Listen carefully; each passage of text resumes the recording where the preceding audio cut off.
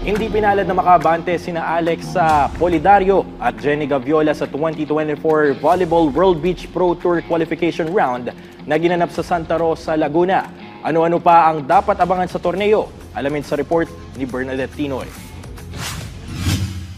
Umarangkada na ang 2024 Volleyball World Beach Pro Tour kung saan muling nagsama-sama sa Nuvali Sand Court sa Santa Rosa City, Laguna ang ilan sa mga world's best beach volleyball players. Hindi rin nagpahuli ang mga Pinoy fans na nagpakita ng suporta sa pambato ng bansa na Alas, Pilipinas. Unang sumalang sina Alexa Polidario at Jenny Gaviola kontra kina Australian pair champs Jasmine Fleming at Lizzie Alchin. Nagpakita man ng puso at determinasyon ng Alas Pilipinas pair, hindi pa rin ito naging sapat para patumbahin ang Aussie tandem.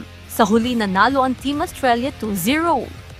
Although may mga experiences na kami, pero syempre kami, kulang talaga eh.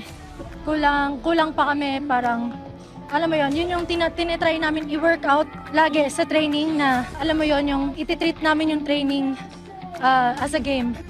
Isang magandang experience na makalaban yung ganyang team, Australia especially, na laging nagpo-podium finish. Kailangan pa namin siguro mag-training pa at ihihan pa. Para next time is kaya na namin makipagsabayan sa isang ganong kagaling ng mga teams. Sunod na sumalang sa men's category ng qualification round ang Alas Pilipinas tandem na sina Roniel Rosales at Edwin Tolentino. Ngunit maging sila ay hindi rin nakabandi sa torneo matapos makalaban sina Jack Pierce at Potts ng Australia na nagtapos sa score na 2-0. Para sa amin, nahihirapan kami kasi taon na naglalaro yung mga kalaban. Every liga naman nag-adjust naman kami at nag-improve naman kahit pa paano. Baka mga next year siguro kaya na namin yan.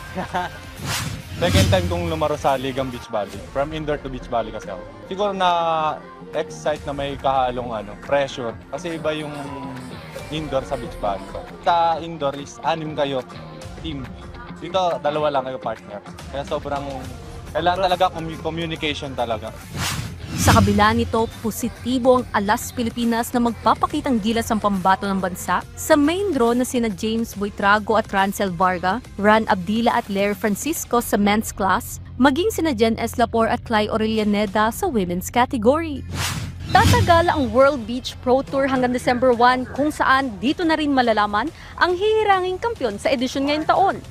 Bernadette Tinoy para sa Pambansang TV sa Bagong Pilipinas.